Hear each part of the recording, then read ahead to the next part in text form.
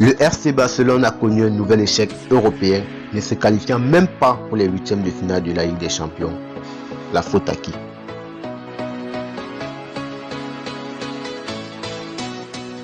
Avant de commencer, on va faire un tour en Italie où un drame est survenu hier. En effet, un homme de 46 ans arrêté par la police locale, souffrant de problèmes mentaux présumés, a volé un couteau au carrefour situé dans le centre commercial Milano Fiori, en périphérie de Milan, avant de poignarder 6 personnes. Prêté par les Gunners au promu italien Monza, Pablo Mari faisait malheureusement partie de cette effroyable scène.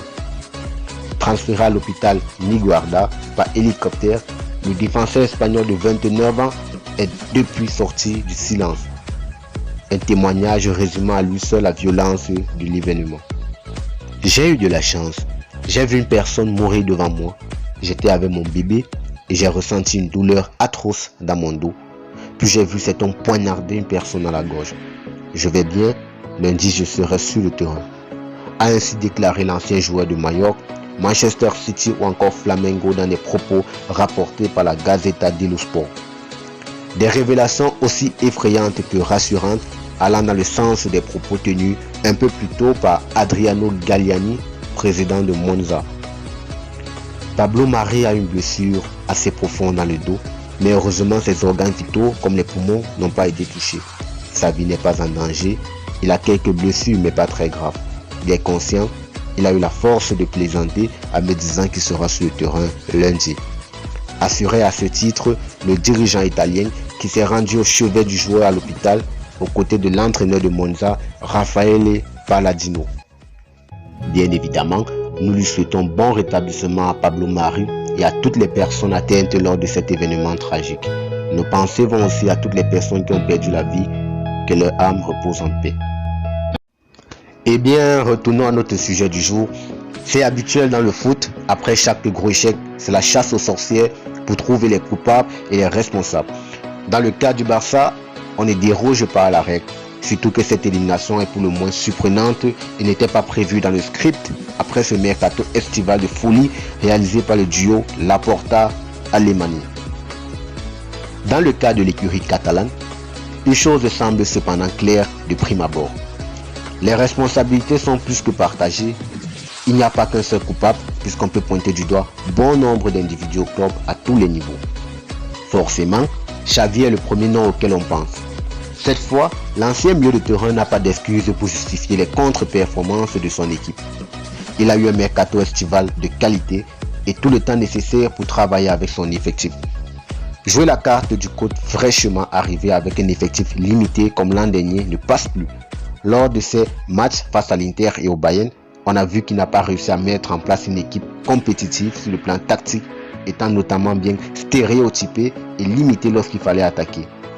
Pour caricaturer, on a parfois eu l'impression que ses consignes se limitent à demander de trouver les ailiers et les laisser se débrouiller, ce qui peut sembler paradoxal pour un ancien milieu de terrain de ce niveau.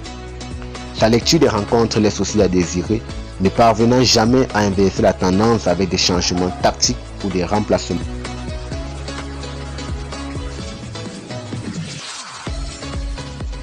Mais il est aussi vrai que dans son effectif, on retrouve des joueurs dont le niveau n'est plus en adéquation avec ce que doit être le Barça et c'est notamment le cas de ces vacas sagradas, les vaches sacrées en français, que peuvent être Jordi Alba, Sergio Busquets, Gérard Piqué, Sergio Roberto, voire même Marc-André ter Stegen.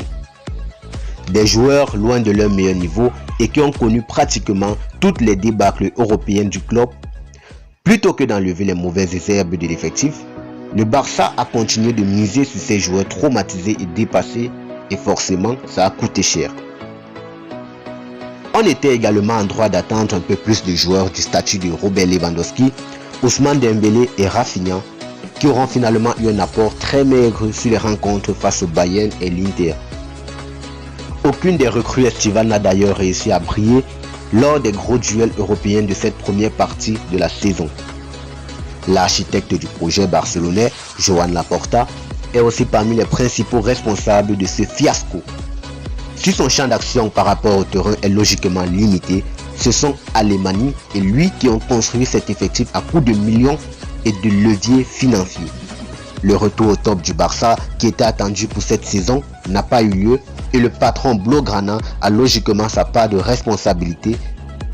On peut aussi lui reprocher de ne pas avoir su prendre les bonnes décisions concernant les joueurs cités plus haut. Autant dire qu'à Barcelone, beaucoup de monde va devoir rendre des comptes assez rapidement. N'oubliez pas de laisser un pouce bleu si vous avez aimé, activez aussi la cloche de notification.